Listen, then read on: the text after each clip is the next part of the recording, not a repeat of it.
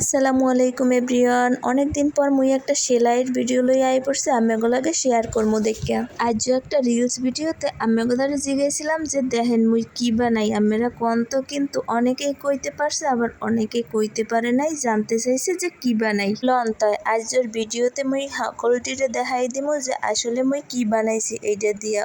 কথা কইতে কাপড়ডারে মুই বাজ দিয়ে হেলাইছি, এবার আতার মাপ দিছি আর কাদের মাপও দিয়ে হেলাইছি। এখন মুই আস্তে আস্তে মাইপা এরপর কাপড়ডারে কাটবো। আর এই ভিডিওটা জামা কাপড় বানাই না, টিউটোরিয়াল ভিডিও না, কিন্তু এরপর যদি আপনারা জামা বানাইতে চান তাহলে মোর ভিডিওটা খেয়াল করে দেখলেই একালে হগল মাপগুলা পাইয়া যাইবেন। মোর এই জামা বানাই না কাপড়গুলা মেলা দিন আগের কেনা। আসলে জামা কাপড় বানাইতে একটু আলিস্যামি লাগতে আসলে সেই লগে বানাই নেওয়া হয় নাই, আর বানানোর পরও ভিডিও করে যে এই ভিডিও আবার রেডি করে ছাড়মু এই সময় হয় নাই। যাই হোক, এখন মুই সময় পাইছি এই লগে আমিগুলোকে শেয়ার করে দিতে আসি। বিভিন্ন রকম ডিজাইন করে জামা কাপড় বানাইতে মোদ্দারে মেলা ভালো ঠায়, কিন্তু আলিস্যামির লগে আর হেয়ে করে উঠতে পারি না, মানে বেমালা দেরি হয়ে যায়। আজ যে জামাটা বানাইতে আসি এইটা কোনো নতুন ডিজাইনের জামা না, এইটা মেলা আগের থেকে ডিজাইনটা চলতে আছে। এরপরও মুই বানাই লইছি, মোর মাইয়ে ভালো লাগে পড়তে হের লইয়া। আসলে ওই নিজের দিয়ে কইছে এই ডিজাইনটা ওরে বানাই দিতে, আর ওর ইচ্ছা মতনই এই ডিজাইনটা বানাই দিতে আসি। ওর এই ডিজাইনের জামাটা পরতে মেলা ভালো ঠায়, হের লইয়া এই ডিজাইনেই বানাইতে কইছে।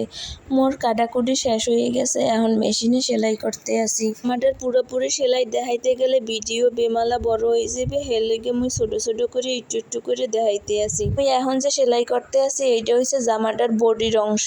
বডির অংশে কুচি থাকবে, হের লইয়া কুচি দিয়ে আস্তে আস্তে সেলাই করতে হইবে। তা সেলাই কিন্তু খেয়াল করেই করতে হইবে, মোর মতো এরকম সুর ধরে কেউ হাত নেবেন না। যদি কারো জামা বানানোর লইগে মাপের প্রয়োজন হয় বা হেল্পের প্রয়োজন হয় হেলে মোর দ্বারে কইতে পারেন, কমেন্ট বক্সে জানাইয়েন। মুই হানে সকল প্রশ্নের উত্তর আমেগো দিয়ে দিমু। সেলাই করে একটা কাপড়ের লগে আর একটা কাপড় জোড়া লাগাইনে শেষ। এখন মুই চাপ সেলাই দিয়ে লইতে আসি। আমরা কেডা মোর মতো নিজে হাতে নিজের মতো করে ডিজাইন করে জামা কাপড় বানান, হ্যাঁ একটু কমেন্ট বক্সে জানাইয়েন। আর মোর দ্বারে কিন্তু জামা কাপড় বানাইতে আগেই কইছি মেলা ভালো লাগে, আর আমেগো দ্বারে ডিজাইন করে জামা কাপড় বানাইতে কেমন লাগে হ্যাঁও জানাইয়েন কমেন্ট বক্সে।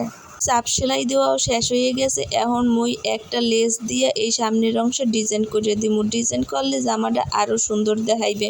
আপনারা এখনই দেখতে পারবেন। হানে এই দেখেন মুই অফ ক্যামেরায় লেসটা লাগাইয়ে লইছি। লেসটা লাগানোর পর জামাটা একটু অন্যরকম সৌন্দর্য দেখা যাইতে আছে, তাই জামাটার যেই অংশ খালি খালি দেখা যাইতে আছে এখানে হাতে সুই সুতা দিয়ে কাজ করিয়ে দিম। হানে আর একটু সুন্দর বেশি দেখাইবে।